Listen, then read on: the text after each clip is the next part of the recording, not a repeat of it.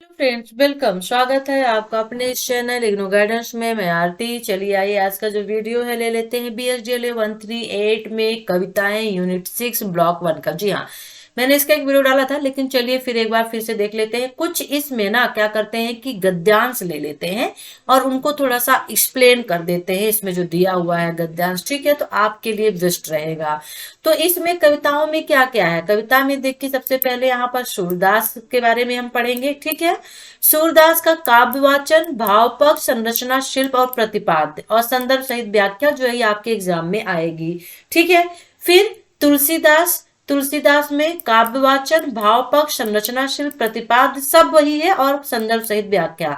मैथिली चरण गुप्त में भी वही है, सूर्यकांत त्रिपाठी निराला में भी वही है और महादेवी वर्मा। यानी कि यहाँ पे चार पांच यहाँ पे कविताएं आपको 5 लोगों की पढ़नी पड़ेंगी। ठीक है, सबसे पहले हम यहाँ पर ले लेते हैं सूरदास का, शुरू कर देते हैं। ठीक है ना। तो हिंदी कविता का इतिहास लगभग 1000 वर्ष पुराना है और इस 1000 वर्ष में भिन्न भिन्न तरह की कविताओं के दौर आए हैं, जैसे वीरता, श्रृंगार रस, धर्म प्रधान आदि भावों को आधार बनाकर काव्य लिखा गया है। ठीक है, आरंभिक युग में यानी 1000 से 1350 ईस्वी तक की कविता को कोई निश्चित नाम नहीं दिया गया था। उनको आदिकाल, आरंभिक काल, वीरगाथा काल के नाम से जाना जाता था। ठीक है, इनमें आदिकाल जो था वो अधिक प्रचलित था और बाद में भक्ति परक रचनाओं का युग आया, जिन्हें भक्ति काव्य के नाम से जाने जाने लगा। भक्ति काव्य के बाद राजा महाराजाओं का मन बहलाने वाले दरबारी काव्य लिखा गया और इस काव्य की विषय वस्तु अधिकांश श्रृंगार तक की सीमित थी और काव्य की बनी बनाई रूढ़ियों रीतियों का पालन किया गया, इसलिए इसे रीति काव्य कहा गया। जो रूढ़ियां, जो रीतियां पहले की बनी हुई थी उनको पालन करके कविताएं लिखी गई तो रीति काव्य कहा गया। ठीक है, और इसके बाद आधुनिक चेतना और जीवन मूल्यों से युक्त आधुनिक काव्य की रचना हुई। तो भक्ति काव्य, भक्ति काव्य का नाम आए और इसमें सूरदास तुलसीदास का नाम ना आए और मीरा का तो कैसे हो सकता है। तो यहाँ पे सूरदास का संबंध भक्ति काव्य से है और ईश्वर के प्रति प्रेम की अनुभूति को भक्ति कहते हैं। जब ईश्वर के प्रति आप अपनी प्रेम की इच्छा रखते हैं, प्रेम जागृत करते हैं, प्रेम जाहिर करते हैं, उनसे लगाव रखते हैं, तो वो भक्ति काव्य कहलाता है, यानी भक्ति कहलाता है। संपूर्ण भक्ति काव्य एक सा नहीं है। जो भक्ति कवि ईश्वर को निर्गुण मानकर मानते हैं और अवतारवाद में विश्वास नहीं रखते हैं, यानी ईश्वर को निर्गुण निराकार मानते हैं और वो ये मानते हैं कि ईश्वर का कोई भी अवतारवाद नहीं होता है, वो निर्गुण मार्गी कवि कहलाते हैं। ठीक है, और जिन्होंने धार्मिक रूढ़ियों और पाखंड पर चोट की उन्हें ज्ञान मार्गी कहा गया। जिन्होंने कहा कि धर्म और रूढ़ियां ये सब पाखंड है, अंधविश्वास है, तो उन्हें ज्ञान मार्गी कहा गया। कबीर इस धारा के प्रमुख कवि थे। किसके? ज्ञान मार्गी के। जिन कवियों ने लौकिक प्रेम कथाओं के माध्यम से ईश्वर के प्रति प्रेम को अभिव्यक्ति दी उन्हें प्रेम मार्गी कहा गया। ठीक है, लौकिक प्रेम कथाओं के माध्यम से ईश्वर के प्रति प्रेम भावना रखी, उन्हें प्रेम मार्गी कहा गया। तो यहाँ पे देख लीजिए, निर्गुण मार्गी, ज्ञान मार्गी, प्रेम मार्गी, 3 मार्गी हम देख चुके हैं। सूफी कवि मलिक मोहम्मद जायसी इस धारा के प्रमुख कवि थे। किसके? प्रेम मार्गी के। ज्ञान मार्गी के कबीर, प्रेम मार्गी के मोहम्मद जायसी। ठीक है ना। जो कवि ईश्वर को सगुण और साकार मानते हैं, वो मानते थे कि ईश्वर अवतार लेता है, अपनी लीलाओं पर लोक का मंगल करता है, वे सगुण मार्गी कहलाएं। ठीक है ना। जिनका जो अवतार लेते हैं सगुण मार्गी, जो अवतार नहीं लेते वो निर्गुण मार्गी। और इनमें कृष्ण की लीलाओं पर आधारित काव्य की रचना करने वाले कृष्णोपासक कवि कहलाएं। जिन्होंने राम कथा पर आधारित काव्य की रचना की, रपोपासक कवि कहलाएं। ठीक है, इस तरह से सूरदास और राम उपासक काव्य धारा के प्रमुख कवि तुलसीदास हैं। तो कवि सूरदास और तुलसीदास जो कि किसके कहलाएं? ये कहलाएं निर्गुण सगुण धारा के। ठीक है, जो ईश्वर के अवतार पर यकीन रखते थे। ठीक है। जीवन परिचय। सूरदास का जन्म कब कहाँ पैदा हुए आज तक कहना मुश्किल है। आचार्य रामचंद्र शुक्ल के अनुमान सूरदास का जन्म 1483, मृत्यु 1563 के आसपास हुई थी और 1523 के आसपास हुए वल्लभाचार्य के शिष्य बने। रचनाएं कौन कौन सी हैं? तो इनकी बहुत सारी रचनाएं हैं, लेकिन प्रामाणिक कृतियां 2 ही कही जाती हैं, सूरसागर, सूरसारावली। ठीक है, 2 ही हैं। अन्य पुस्तक साहित्य लहरी का भी उल्लेख मिलता है, पर इनकी प्रामाणिकता पर संदेह किया जाता है सूरदास की। पृष्ठभूमि। ये सूरदास भक्ति आंदोलन दौर के कवि थे। उस काल वीर गाथात्मक और श्रृंगार परक रचनाओं पर महत्व नहीं दिया जाता था। ईश्वर भक्ति से प्रेरित होकर रचनाएं की जाती थी, यानी ईश्वर भक्ति पर विशेष जोर दिया जाता था। और सूरदास का आरंभ दैन्य भक्ति यानी ईश्वर के प्रति अपनी दीनता व्यक्त करना था। और महाप्रभु वल्लभाचार्य से प्रेरित होकर वे कृष्ण लीला के गायन की ओर उन्मुख हो गए थे। ठीक है। काव्य वाचन, काव्य वाचन का मतलब क्या होता है? बाल, निर्णय, विनय और वियोग इससे संबंधित 3 पद दिए गए हैं काव्य वाचन में, और इन पदों का वाचन यहाँ पे करेंगे। ये जो पद है वो ब्रज भाषा में है। ठीक है। इसलिए समझने में कठिनाई आ सकती है, क्योंकि ब्रज भाषा को समझना इतना आसान नहीं है, इसलिए यहाँ पर उनके अर्थ भी दिए गए हैं। ठीक है। तो बाल लीला, पहला पद बाल लीला का है। सूरदास ने कृष्ण की बाल लीलाओं का मनोहारी चित्र किया है। घुटनों के बल चलते हुए कृष्ण की बाल चेष्टाएं, मक्खन लेने के लिए मचलते कृष्ण, अपनी क्रीड़ाओं द्वारा नंद और यशोदा को रिझाते पुलकित करते कृष्ण, इस प्रकार के पदों के प्रमुख विषय बने। जैसे शोभित कर नवनीत लिए, घुट गुट रुन चलत रेन, तन मंडित मुख दधि लेप लिए, चारु कपोल लोल लोचन गोरो चन तिलक दिए, लट लटन मनु मत मधुप गन मादक मधुही पिए। तो इसका मतलब ताजा मक्खन हो जाता है। किसका? नवनीत का। रेणु का मतलब धूल होता है, दधि का मतलब दही होता है, चारु का मतलब सुंदर। ये देखिए यहाँ पे इसके अर्थ दिए हुए हैं। ठीक है। Okay, right. तो विनय पद, सूरदास आरंभ में दैन्य भक्ति के अनुकूल पद रचते थे। दैन्य भक्ति में यानी कि मानवता का जो दीनता की जो भाव दिखते थे वो दैन्य भक्ति कहलाते थे। ठीक है ना। और अपने पापी और दीन मानते थे, वे अपने आप को पापी और दीन मानते थे, और ईश्वर को सर्वशक्तिमान और कृपालु मानते थे। ठीक है। चरण कमल बंदो हरिराई, जाकी कृपा पंगु गिर लगे, अंधे को सब कुछ दर्शाई, बहिरो सुने गूंग पुनि बोले, रंग चले सिर छत धराई। ये उनकी लिखी हुई चौपाई छंद है, यहाँ पे लाइन है। तो बंदो यानी प्रणाम करना, राई यानी राजा, जाकी यानी जिसकी, गिर यानी पर्वत, रंग यानी गरीब, छत्र यानी राजा का छत्र, और तिह यानी उनके, और पाई यानी पैर। ठीक है। फिर दूसरा दिया है निर्गुण देश के कौन देश के बासी, मधुकर कही समुझाई सौ, दय बूझत साचना हासी, को है जनक कौन है जननी, कौन नारी को दासी, कौन कैसो बरन केस है, कैसो के ही रस में अभिलाषी, पगैबो पुन कियो आपनो, जो रे कह गो गासी। सूरदास के यहाँ पे 3 दोहे दिए गए हैं। ठीक है ना। 3 दोहों में से चलिए अब हम 2 दोहे, एक दोहा जो है उसका अर्थ देख लेते हैं, जो यहाँ पे ऑलरेडी दिया हुआ है। ठीक है ना। तो यहाँ पे देखिए संरचना शिल्प भी उनकी दी है, भाषा भी दिया है, शैली भी दी हुई है। ठीक है ना। अब यहाँ पे प्रतिपाद्य भी दिया हुआ है। प्रतिपाद्य का मतलब होता है, क्योंकि ये कौन है? ये भक्ति काल के कृष्ण उपासक और सगुण काव्य धारा के भक्ति कवि हैं। ठीक है ना। प्रतिपाद्य किस उद्देश्य से कविताएं लिखी गई हैं। अब यहाँ पर देख लेते हैं संदर्भ सहित व्याख्या, जो वेरी इंपॉर्टेंट है, एक व्याख्या करने के लिए जरूर आएगा। ठीक है ना। तो ऊपर सूरदास द्वारा रचित उपयुक्त 3 पदों का वाचन और सूरदास के काव्य की विशेषताओं का हमने अध्ययन किया, हमने उसको पढ़ा। अब यहाँ पर एक पद की व्याख्या दे रहा है ये, तो यहाँ पे हम आपको बता देते हैं निर्गुण कौन देश को बासी, जो भी मैं लास्ट में पढ़ी हूँ उसका यहाँ पे व्याख्या दिया। तो संदर्भ में क्या लिखेंगे? यह महाकवि सूर द्वारा लिखित पद है। कृष्ण के मथुरा चले जाने के बाद गोपियां उसके विरह में व्याकुल रहती हैं।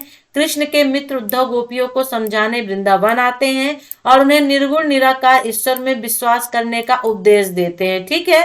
गोपियां उद्धव के मत का विरोध करती हैं और अपना पक्ष प्रस्तुत करती हैं, और इसके लिए वे उद्धव को मधुकर कहकर संबोधित करती हैं। चलिए यहाँ पर अब व्याख्या देख लेते हैं कि गोपियां उद्धव को संबोधित करते हुए कहती हैं, हे मधुकर अर्थात उद्धव, तुम हमें समझाकर कहो कि निर्गुण किस देश के रहने वाला है, यानी कि भगवान कृष्ण। हम सौगंध देकर तुमसे सच सच पूछ रही हैं, कोई हंसी नहीं कर रही हैं। हमें यह बताओ कि इस निर्गुण के माता पिता कौन है, निर्गुण की पत्नी कौन है और उसकी दासी कौन है, उसका रंग कैसा है अर्थात काले या गोरे रंग, उनकी वेशभूषा कैसी है अर्थात वे किस तरह के वस्त्र धारण करते हैं और किस तरह के रस यानी आनंद के इच्छुक है। गोपियां उद्धव को चेतावनी सी देती हुई कहती हैं कि अगर तुम अपने कपट पूर्ण बात की तुमने कपटपूर्ण बात की, अर्थात तुम झूठ बोलोगे तो तुम्हें ही अपनी गलत करनी यानी कर्म का फल भुगतना पड़ेगा। सूरदास जी कहते हैं कि उद्धव गोपियों की ये बात सुनकर चुप हो गए और ठगे रह गए। उनकी सारी बुद्धि नष्ट हो गई, अर्थात उनको कोई उत्तर नहीं सूझा। ये व्याख्या है किस चीज का, जो ऊपर हम लोग देख के आए हैं। कौन सा भाव? निर्गुण कौन देश के वासी। ठीक है, ओके। तो इस तरह से आपको व्याख्या करनी है। विशेष क्या लिखना है? तो सूरदास का यह पद अत्यंत महत्वपूर्ण है। निर्गुण मत के विरुद्ध गोपियों का पक्ष यहाँ प्रस्तुत किया गया है, लेकिन गोपियों के तर्कों के बौद्धिक चतुराई और दार्शनिक जटिलता नहीं है। गोपियों की विनोद वृत्ति, भोलापन, चपलता, सहज बुद्धि का पता चलता है। यह पद ब्रज भाषा में है। इसकी भाषा परिमार्जित, सहज और स्वाभाविक है। संस्कृत के तत्सम शब्दों के साथ देशज शब्दों का भी प्रयोग किया गया है, शब्दों का। ठीक है, यहाँ पे आप कह सकते हैं। और ठगा सा रहना मुहावरा है। मधुकर में श्लेष अलंकार है, और श्लेष अलंकार वहां होता है जहां एक ही शब्द दो अर्थों में प्रयुक्त होते हो। तो मधुकर का एक अर्थ भवरा और दूसरा उद्धव के लिए यूज किया गया है। क्योंकि उद्धव भी काले थे, इसलिए गोपियां उद्धव को मधुकर कहकर संबोधित करती हैं। यह पद कबीर आदि के निर्गुण मत का खंडन और अपने सगुण मत का समर्थन भी करता है। ठीक है, एक हमने देख लिया ना, ठीक है ना, क्योंकि इसमें एक का ही अर्थ दिया हुआ है। मुझे तो देखिए हिंदी मतलब ये ब्रजभाषा वगैरह तो आती नहीं है, और हिंदी मेरा सब्जेक्ट है नहीं कि मैं उसको एक्सप्लेन करके बता सकूं। अब चलिए इसी में तुलसीदास जी का देख लेते हैं। ठीक है, वो कृष्ण भक्त के कवि थे, ये राम भक्त के हैं। तो राम भक्त गोस्वामी तुलसीदास भक्ति काव्य की सगुण काव्य धारा के दूसरे महत्वपूर्ण कवि माने जाते हैं, और उन्होंने मुख्य रामचरित को ही अपने काव्य का विषय बनाया, इसलिए उन्हें राम उपासक कवि कहा जाता है। जन्म की बात करें तो इनको भी जीवन वृत्त को लेकर विवाद है। 1532 इनका जन्म स्थान राजापुर उत्तर प्रदेश माना जाता है, और रामचरित मानस रचना 1575 के आसपास हुई थी। उनके पिता का नाम आत्मा राम, माता का नाम हुलसी बताया जाता है, पत्नी का नाम रत्नावली बताया जाता है, और 1623 में उसको उनका देहावसान हो गया था। ठीक है, तो तुलसीदास की ख्याति दिलाने वाली प्रमुख रचना रामचरितमानस है, और राम कथा पर आधारित यह महाकाव्य उन्होंने अवधी भाषा में रचा। उनकी ब्रज भाषा थी सूरदास की, इनकी अवधी भाषा है। ठीक है, इसके अतिरिक्त उन्होंने कई काव्य ग्रंथों की रचना की थी, और तुलसी ने उस समय की दोनों प्रमुख साहित्यिक भाषाओं अवधी और ब्रज भाषा में काव्य रचना की। उन्होंने उस समय प्रचलित सभी शैलियों पर काव्य लिखा था। रामचरितमानस, विनय पत्रिका, कवितावली, गीतावली, कृष्ण गीतावली, जानकी मंगल, पार्वती मंगल, रामलला नहछूर, वरया रामायण, बरवे रामायण, ठीक है, बखे रामायण होना चाहिए, दोहावली, बैराग संदीपनी, हनुमान बाहुक, सभी ये इनकी रचनाएं हैं। किनकी? तुलसीदास की। ठीक है ना। सगुण मार्गी कवि थे। उन्होंने राम के जीवन चरित्र को काव्य का आधार बनाया, उनकी लोक लीलाओं का गायन किया। उनकी भक्ति सेवक सेव्य भाव पर आधारित थी। उन्होंने राम को सेवक समझा और राम को अपना स्वामी माना। तुलसीदास ने अपने काव्य द्वारा लोक मंगल की भावना को अभिव्यक्त प्रदान की। इसमें ऐसा कुछ नहीं है कि मैं आपको अपने लैंग्वेज में समझाऊं, क्योंकि वो भगवान राम को भगवान मानते थे, खुद अपने आप को दास मानते थे। उसी को समझकर उन्होंने पूरी राम जो विनय पत्रिका, गीतावली, दोहावली जो भी लिखा है राम के लिए, तो उन्होंने लिखा है। ठीक है, वो मानते थे कि जब जब दुष्टों का अत्याचार अनाचार बढ़ता है, तब तब भगवान मनुष्य रूप धारण करता है और अपनी लीला द्वारा धर्म की रक्षा करता है और अंत में पाप का अंत करता है। ठीक है, काव्य वाचन यहाँ पे दिया हुआ है। गोस्वामी तुलसी जी की ख्याति का आधार है रामचरितमानस। ठीक है, और इस महाकाव्य में राम की कथा प्रस्तुत की गई है।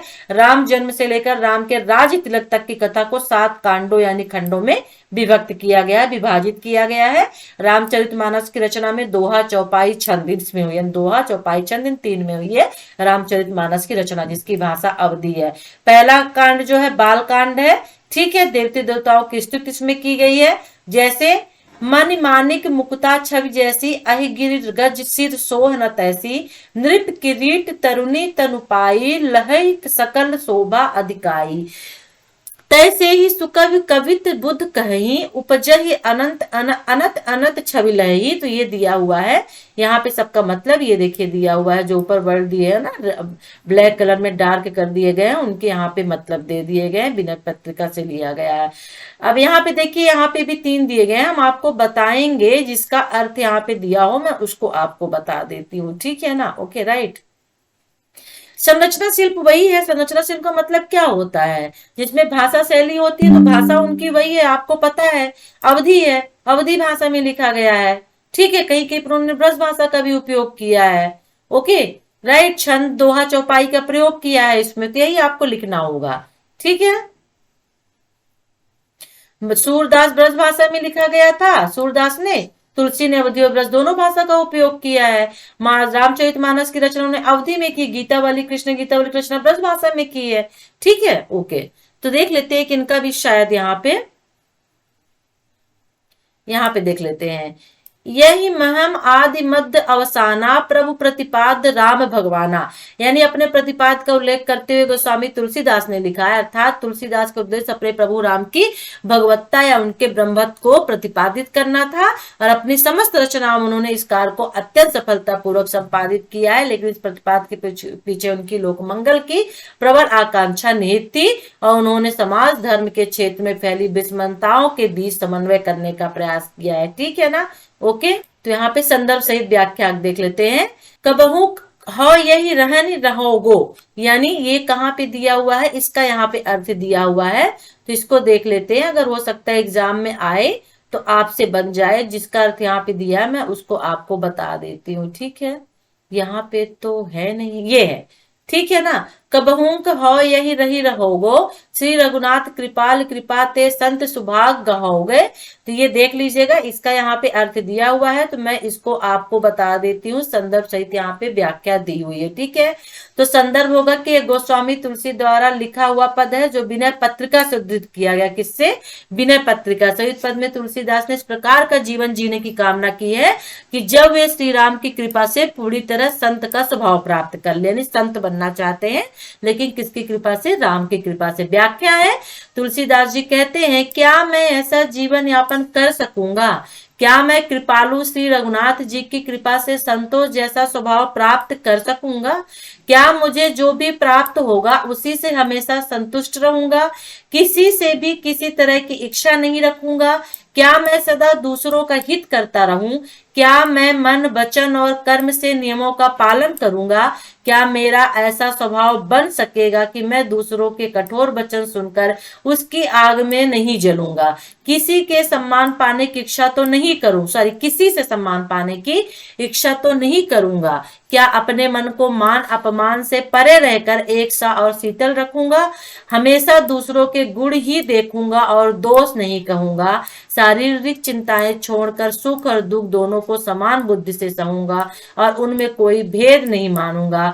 तुलसीदास कहते हैं कि हे प्रभु, क्या मैं इस मार्ग पर चलकर हर की भक्ति में अडिग रह सकूंगा? ये इसकी व्याख्या हुई। ठीक है ना, कबहू कहो यही रहनि रहोगो।